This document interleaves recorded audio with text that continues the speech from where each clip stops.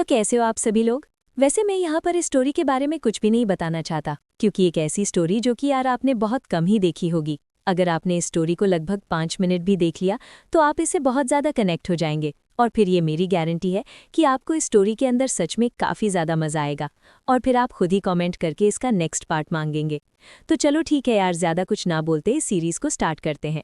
तो एपिसोड की शुरुआत में हमें बताया जाता है कि एक पर्सन पूरी दुनिया का सबसे ताकतवर इंसान बन चुका था, और वो बस 27 साल की उम्र में एमएमए फाइटर में एक चैंपियन बन चुका था, और वो लगातार 2 सालों तक अपने टाइटल को डिफेंड कर पाता है। और इसके अलावा अब तक उसने एक भी फाइट को नहीं हारा था। उसने लगातार 23 फाइट को जीत लिया था, और फिर उसके बाद में उसने अपनी 24वीं फाइट के अंदर अपने करियर को ख़त्म किया। उसने एक रिकॉर्ड बनाया जिसमें कि वो आज तक नहीं हारा था, और इसी परफेक्ट रिकॉर्ड के साथ में उस बंदे ने मतलब कि यनसुक जो ने अपने आप को रिटायर कर लिया। तब यनसुक बोलता है कि ये मैं हूँ, मेरा नाम यनसुक चई है, और मैंने जिस वक्त अपने करियर से रिटायर लिया था बिल्कुल उसी वक्त मेरे साथ में एक दुर्घटना हो जाती है। हमें दिखाया जाता है कि हमारा हीरो मतलब कि यनसुक किसी ट्रक के नीचे आकर मर चुका होता है, और बोलता है कि इतनी मेहनत करके पूरी रिटायरमेंट के लिए मैंने इतने पैसे इकट्ठा करे थे, वो सारे के सारे पैसे मेरे जा चुके हैं। यनसुक जोर जोर से चिल्लाने लग जाता है और बोलता है कि मैंने अपनी पूरी जिंदगी भर इतनी मेहनत करी, लगातार फाइट करता गया, मैंने हर एक मज़े की चीज़ को छोड़ दिया था, पर आखिर में मेरे साथ में कितना गलत हो चुका है।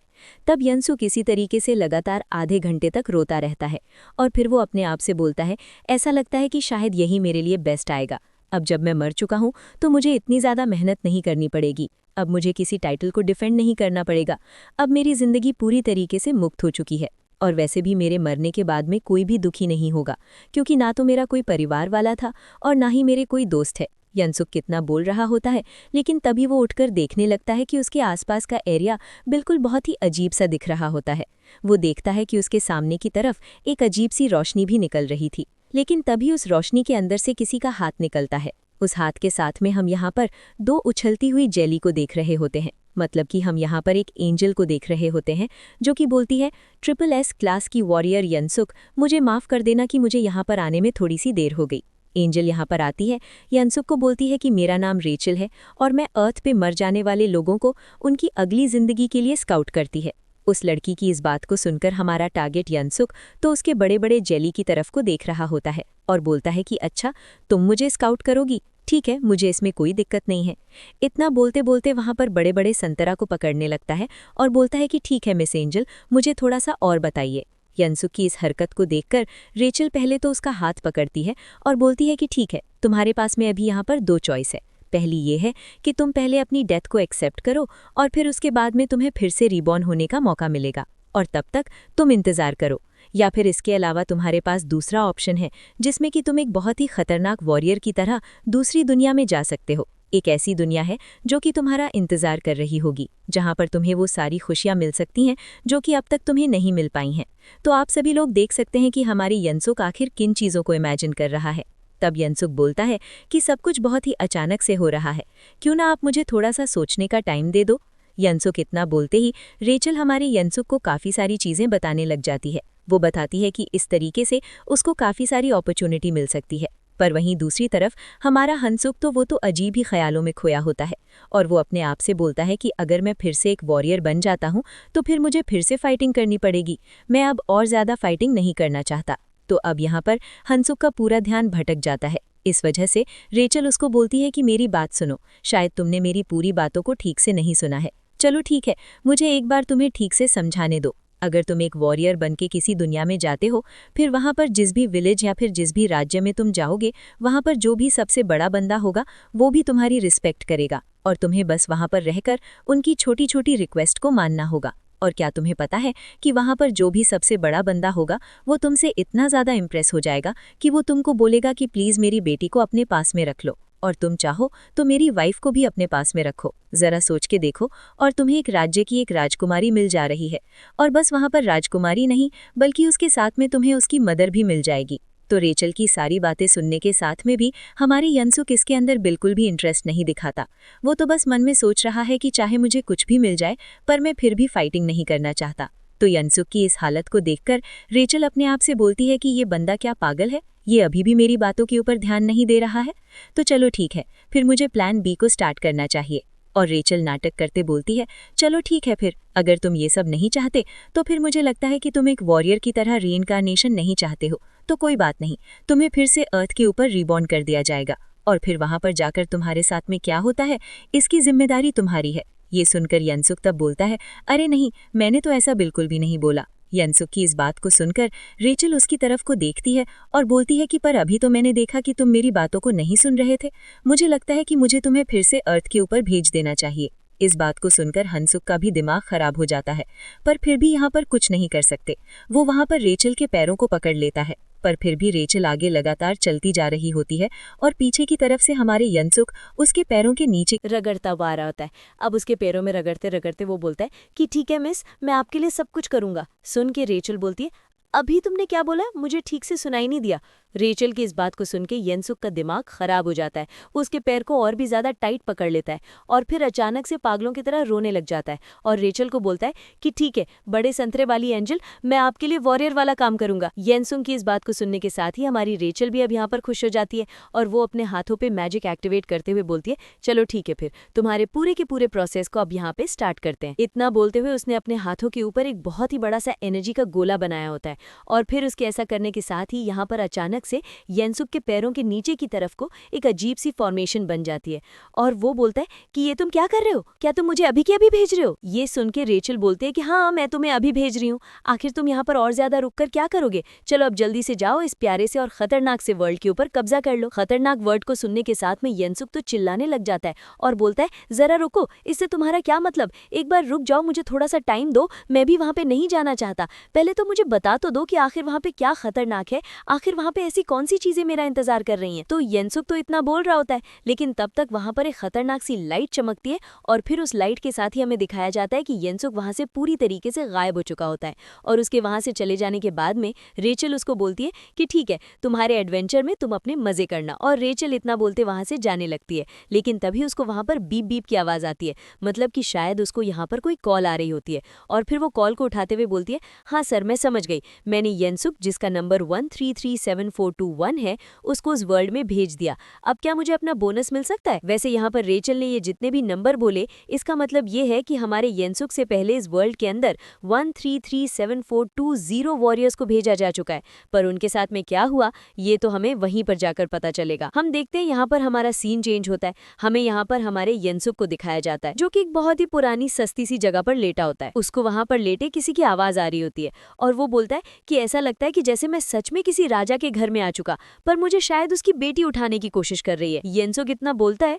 लेकिन तभी अचानक से उसके पेट के ऊपर कोई तगड़ा सा पंच या फिर कोई किक मार देता है, जिससे तो उसकी तो पूरी आत्मा ही बाहर निकल जाती है और वो इतनी खतरनाक से पंच या फिर किक को खाने के साथ ही बोलता है कि आखिर इस कमीने की हिम्मत कैसे हुई, आखिर ऐसा कौन सा आदमखोर है जिसने मुझे मारने की हिम्मत करी। वो इतना बोलते ही उठता है, लेकिन तभी वो किसी चीज को देखकर बहुत ही ज्यादा चौंक जाता है। हमें दिखाया था कि वहां पर एक बहुत ही अजीब सा, बहुत ही खतरनाक सा लाल कलर का सांड खड़ा होता है। वैसे ये सांड नहीं है, बल्कि ये कोई अजीब सा मॉन्स्टर है, पर वो यहाँ पर हमारे यनसुक को बोलता है कि आखिर तुम्हारे जैसे स्लेव की हिम्मत भी कैसे हुई कि तुम इतनी देर तक सो सकते हो। बंदे की इस बात को सुनने के साथ में यनसुक बोलता है कि आखिर ये क्या बकवास है, यहाँ पर तो एक राजा और साथ में उसकी छोटी प्यारी सी बेटी होनी चाहिए थी, पर इनके अलावा ये आदमखोर यहाँ पर कैसे आ गए। इतना सोचते हुए यनसुक उठता है, बैठता है और फिर वो इस जानवर को बोलता है, क्या तुम्हें पता है मैं एक वॉरियर हूँ। ये सुन के वो लाल वाला बंदा बोलता है कि तुम एक वॉरियर हो। इतना बोलते वो यनसुक को पास से देखने लग जाता है और बोलता है कि सच में आजकल के वॉरियर बहुत ही ज्यादा लो क्वालिटी के होने लग गए। ये सुनने के साथ में यनसुक अपने आप से बोलता है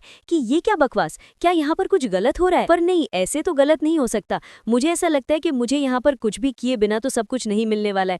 मुझे ऐसा लगता है कि मुझे इस सांड को मारना पड़ेगा, तभी जाकर मुझे राजा की वाइफ और उसकी बेटी मिलेगी। इतना बोलते बोलते यनसुक तो थोड़ा सा डर भी रहा होता है, लेकिन फिर भी वो अपने आप में थोड़ी सी हिम्मत इकट्ठा करता है और अपने आप से बोलता है कि हाँ, मैं ये कर सकता हूँ, मुझे इस लाल कलर के सांड को मारना ही होगा, बस यही इकलौता रास्ता है। यनसुक की इस बात को सुनते हुए लाल सांड बोलता है कि क्या हुआ, अभी तुमने कुछ बोला क्या। लाल सांड इतना बोल ही पाता है कि लेकिन तभी हम देखते हैं कि यनसुक अचानक से खड़ा होता है और एक तगड़ी सी किक उसकी गर्दन पे मार देता है। यनसुक ने अब यहाँ पर सीधा डायरेक्ट हिट मारा है और ये किक मारने के साथ में यनसुक अपने आप से कॉन्फिडेंट होता है। वो बोलता है कि हाँ, मैंने बिल्कुल एक खतरनाक सी किक मार दी, और वो इतना बोल ही पा रहा होता है, लेकिन तभी हमें दिखाया था कि इस लाल कलर के सांड के ऊपर यनसुक की किक तो लगी होती है, लेकिन तभी ये मॉन्स्टर हमारे यनसुक की किक को पकड़ता है और फिर उसके पैरों को थोड़ा सा दबाते हुए बोलता है कि बस मैं तुम लोगों से परेशान परेशान हो चुका हूँ। तुम्हारे जैसे लोग यहाँ पर बार बार आते हैं और अपने आप को एक वॉरियर बोलते रहते हैं। तो इतना बोलते हुए जब ये मॉन्स्टर येंसु के पैरों को दबा रहा होता है, तब इस चीज की वजह से येंसु को भी काफी ज्यादा दर्द होने लगता है। लेकिन तभी दूसरी तरफ से मॉन्स्टर एक तगड़े से पंच को तैयार करता है और बोलता है, ऐसा लगता है कि मुझे तुम्हारे दिमाग के ऊपर अपने हाथों को थोड़ा सा यूज करना चाहिए, तभी जाकर तुम्हारा मानसिक संतुलन ठीक हो सकता है। उस मॉन्स्टर के इतने तगड़े से पंच को देखने के साथ में हमारे येंसु की भी फट जाती है। उसको तो लगता है कि जैसे आज वो यहाँ पर मरने वाला है। हम देखते हैं कि उस मॉन्स्टर ने हमारे येंसु को बेहोश कर दिया था। तो अब हमें यहाँ पर कुछ समय बाद का सीन दिखाया जाता है। येंसुक अपने सेल के दरवाजे को काफी जोर से पीट रहा है और बोलता है कि जल्दी से उस लाल सांड को मेरे सामने लेके आओ, मैं उससे फाइट करना चाहता हूँ। तो उसकी सारी बातें सुनने के साथ ही कोई बंदा वहां पर आता है और उसके दरवाजे को खोलता है। तब हमें दिखाया जाता है कि वहां पर एक अजीब सा गॉब्लिन मॉन्स्टर होता है, जो कि बोलता है कि आखिर किसकी हिम्मत हुई जो कि इस तरीके से दरवाजों को पीट रहा है। हम देख सकते हैं कि वहां पर गॉब्लिन मॉन्स्टर अपनी स्वॉर्ड को भी लाया होता है और वो जैसे ही वहां पर स्वॉर्ड को रखता है, बिल्कुल तभी येंसुक की फट जाती है, क्योंकि वहां पर मॉन्स्टर हमारे येंसुक से बोल, तुम इंसानी कीड़े, अगर तुम थोड़ी सी और आवाज करोगे तो फिर मैं तुम्हें काट कर कच्चा खा जाऊंगा। इतना बोलते हुए मॉन्स्टर तो वहां से जाने लग जाता है और बोलता है कि मैं उम्मीद करूंगा कि तुम्हें मेरी बातें समझ में आ गई होंगी। येंसुक रोते हुए बोलता है कि ठीक है मास्टर, मैं सब कुछ समझ गया। इतना बोलते हुए वो बंदा तो जा चुका था और वहीं पर येंसुक अपने सेल के अंदर पड़ा रहता है और अपने आप से पूछता है कि आखिर ये क्या चल रहा है। मुझे तो लगा था कि मैं सीधा एक बड़े से राज्य में जाऊंगा, वहां पर मुझे बहुत ही प्यारी सी कन्या मिलेगी, पर यहाँ पर तो मेरी हालत खराब होती जा रही है। मुझे ऐसा लगता है कि मैं अपनी पूरी जिंदगी वर्जिन नहीं मरने वाला। येंसुक इतना बोलता है, लेकिन तभी अचानक से उसको दूसरे सेल में से आवाज आती है जिसमें कोई उसको आवाज लगा रहा होता है। ये आवाज सुनने के साथ में यानसंग उसकी तरफ को जाता है और बोलता है कि आखिर इधर कौन है। यानसंग की बात को सुनकर दूसरा बंदा बोलता है कि मैं एक वॉरियर हूँ। इस आवाज को सुनने के साथ ही यानसंग उसके पास में जाता है और वो देखता है कि वहां पर एक इंसान होता है जो कि उसको बोल रहा होता है कि ये एक डीमन आर्मी फोर्ट्रेस है और इस जगह पर सभी इंसान स्लेव की तरह काम करते हैं। ये सुनकर यानसंग उससे बोलता है कि तुम्हें पता है कि आखिर यहाँ पर क्या चल रहा है? मुझे बताओ कि हमारे साथ में ये सब क्यों हो रहा है? हमें तो एक वॉरियर होना चाहिए था और हमें किसी दूसरी जगह पर होना चाहिए था। तो युनसु की सारी बातें सुनते वो बंदा बोलता है कि सच में तुम तो बहुत ज्यादा सवाल पूछते हो, चलो फिर मैं तुम्हें एक चीज दिखाता हूँ। इतना बोलते ही वो जोर जोर से चिल्लाने लग जाता है, बोलता है कि सभी लोग ध्यान दो, यहाँ पर एक असली वॉरियर आ चुका है। उस बंदे की आवाज सुनने के साथ में वहाँ पर और भी कई सारे लोगों की आवाज आती है। तो सभी लोग बोल रहे होते हैं कि मैं भी एक वॉरियर हूँ, हमें बचा लो। वो सभी के सभी एक दूसरे को वॉरियर बता रहे होते हैं। ये सब कुछ देखने के साथ में यानसंग बोलता है कि आखिर यहाँ पर ये सब कुछ चल क्या रहा है? तो यानसंग की बात पर वो बंदा बोलता, तो जैसा कि तुम सुन पा रहे हो, यहाँ पर तुम्हारे जैसे कई सारे वॉरियर इस फोर्ट्रेस के अंदर फंसे हुए हैं। इसके अलावा तुमने यहाँ पर एक लाल कलर के सांड को भी देखा होगा जिसका नाम रेड रन है और वो इस जगह का कैप्टन है। इसके अलावा तुमने एक गार्ड को भी देखा होगा जिसका नाम जैक्यूज है, उससे तुम बच के रहना क्योंकि वो किसी को भी मार देता है। क्या तुम्हें पता है इन सभी से भी खतरनाक कोई एक और बंदा है जो कि और कोई नहीं बल्कि वो एंजल जैसी दिखने वाली रेचल है। रेचल का नाम सुनने के साथ ही यूनसक की तो फट जाती है और वो बोलता है कि अभी तुमने क्या बोला? वो बंदा सामने से उसको बताता है कि उस कमीनी लड़की ने हमें यहाँ पर भेज दिया। वो पहले तो बोलती कि हमारा एक्सीडेंट हुआ था और फिर वो हमें इस अजीब सी दुनिया में भेज देती है। एक्सीडेंट का सुनने के साथ में यानसंग भी अपने आप से बोलता है कि मेरा भी एक्सीडेंट हुआ था। अब यानसंग वहाँ पर उस बंदे को बोलता है, आखिर तुम यहाँ पर ये सब कुछ क्या बोल रहे हो? और इसके अलावा उस रेचल ने तो बोला था कि वो हमें किसी विलेज या फिर किसी सिटी के अंदर भेजेगी। ये सुनकर वो बंदा भी बोलता है कि हाँ, तुम ठीक बोल रहे हो, मैंने बाकी दूसरे वॉरियर्स से सुना था कि उनको यहाँ पर पकड़ कर ला गए थे और इसके अलावा जितने भी यहाँ पर वॉरियर्स हैं वो सभी के सभी बहुत ही अलग अलग लोकेशन पर यहाँ पर टेलीपोर्ट हुए थे। कुछ लोग तो विलेज के अंदर से आए थे और कुछ लोग किसी सिटी के अंदर, पर ये अजीब से डीमन इनको पकड़ पकड़ कर यहाँ पर लेकर आ गए। और सच में तुम्हारी किस्मत तो बहुत ही ज्यादा बेकार है, तुम तो सीधा यहाँ पर समन हो गए। और ये सब सुनने के साथ में यूनसुक को थोड़ा सा गुस्सा आने लग जाता है और उसका मन ऐसा हो रहा होता है जैसे वो अभी के अभी उस लड़की को मारना चाहता है। वो उस लड़की के बारे में मतलब कि रेचल के बारे में सोचने लग जाता है। बोलता है कि ये लड़की दिखने में जितनी ज्यादा क्यूट लगती है ये उससे कहीं ज्यादा खतरनाक और कहीं ज्यादा डीमन की जैसी है। तो यूनसुक के इतना बोलने के साथ ही हमारा सीन चेंज होता है। हमें शायद अगले दिन का सीन दिखाया जा रहा था। यहाँ पर हम देख सकते हैं कि कई सारे इंसान यहाँ पर पहाड़ों को तोड़ते वहाँ पर काम कर रहे होते हैं और वो सभी के सभी वहाँ पर एक गाना भी गा रहे होते हैं। इनमें सभी लोगों के बीच में हम हमारे यूनसुक को भी देखते हैं जो कि वहाँ पर गाना गाते हुए बोलता है, इंसानों को मार दो, उनको हरा दो और उनके टुकड़े टुकड़े कर कर उनको खा जाओ। तो युनसुक भी पूरी तरीके से पागल हो चुका होता है, लेकिन तभी हम वहाँ पर उसके ऊपर बैठे हुए गॉब्लिन को देखते हैं, जो कि अचानक से एक चीज़ को बचाता है और फिर उस चीज़ को बजाने के साथ ही बोलता है कि चलो ठीक है, आज का तुम्हारा दिन खत्म होता है, अब जल्दी से जल्दी सभी के सभी लोग अपने अपने चैम्बर के अंदर लौट जाओ, मतलब कि अपने अपने पिंजरे के अंदर चले जाओ। तो ये सारी बातें सुनते हुए हमारे युनसुक वहाँ पर स्माइल तो कर रहा होता है, पर वो अंदर से बहुत ही गुस्सा होता है। तो बोलता है कि मैं इस कमीने जैक्यूस को किसी न किसी दिन मार दूंगा। तो युनसुक इतना बोलते बोलते अपने चैम्बर के अंदर लौट आता है, उसको उसके चैम्बर के अंदर बंद कर दिया जाता है और फिर वहाँ पर आने के साथ ही वो लेट जाता है। और इसके अलावा हमें दिखाता है कि उससे पहले भी वहाँ पर जो इंसान था वो तो मारा जा चुका है और अब बस उसके कंकाल ही वहाँ पर बचे होते हैं। तब हमारा युनसुक उठता है और बोलता है कि मुझे याद है कि उसे डेविल रेचल ने बोला था, अगर मैं किसी वॉरियर नाम की चीज़ के ऊपर क्लिक करूंगा तो फिर मेरे सामने एक स्टेटस विंडो अपने हाथों की तरफ को देखता है और बोलता है कि मुझे पता नहीं आखिर ये कैसे काम करता है, पर